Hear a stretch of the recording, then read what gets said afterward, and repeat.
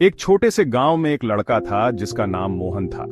मोहन गरीब था लेकिन बहुत ईमानदार और मेहनती था। वह रोज सुबह जंगल से लकड़ियां काट कर उन्हें बेचता और अपनी मां का पेट पालता। एक दिन लकड़ी काटते समय उसकी कुल्हाड़ी नदी में गिर गई। मोहन घबरा गया क्योंकि वही उसकी आजीविका का साधन थी। वह नदी के किनारे बैठकर रोने लगा। तभी नदी में से एक देवता प्रकट हुए। देवता, तुम क्यों रो रहे हो? मोहन रोते हुए, मेरी कुल्हाड़ी नदी में गिर गई है, वही मेरी आजीविका का साधन थी। देवता ने नदी में गोता लगाया और सोने की कुल्हाड़ी लेकर आए। देवता, क्या यह तुम्हारी कुल्हाड़ी है?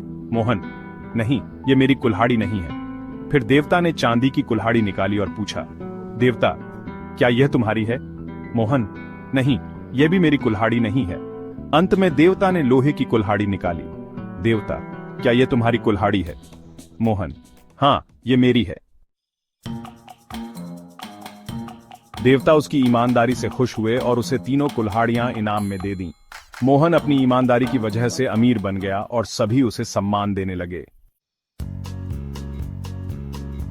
शिक्षा, ईमानदारी का फल हमेशा मीठा होता है। एक बार की बात है, एक जंगल में एक कबूतर और एक चूहा गहरे दोस्त थे। दोनों हमेशा एक दूसरे की मदद करते थे। एक दिन जंगल में शिकारी आया और उसने जाल बिछाया। कबूतर उस जाल में फंस गया। कबूतर, मदद करो, मदद करो। चूहा तुरंत वहां पहुंचा। उसने देखा कि कबूतर बहुत परेशान था। चूहे ने अपने तेज दांतों से जाल काटना शुरू कर दिया। कुछ ही देर में कबूतर आजाद हो गया। कबूतर, धन्यवाद दोस्त, तुमने आज मेरी जान बचाई। कुछ दिनों बाद वही शिकारी फिर से जंगल में आया और इस बार उसने चूहे के बिल के पास जाल बिछा दिया। चूहा उसमें फंस गया। अब कबूतर ने अपनी चतुराई से शिकारी का ध्यान भटकाया, जिससे चूहा जाल से निकल पाया। दोनों दोस्तों ने समझा कि सच्चे दोस्त हमेशा एक दूसरे की मदद करते हैं। शिक्षा, सच्ची दोस्ती हर मुश्किल का हल निकाल सकती है।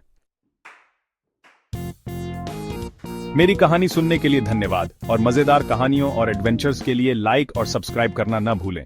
अगली बार मिलते हैं। बाय।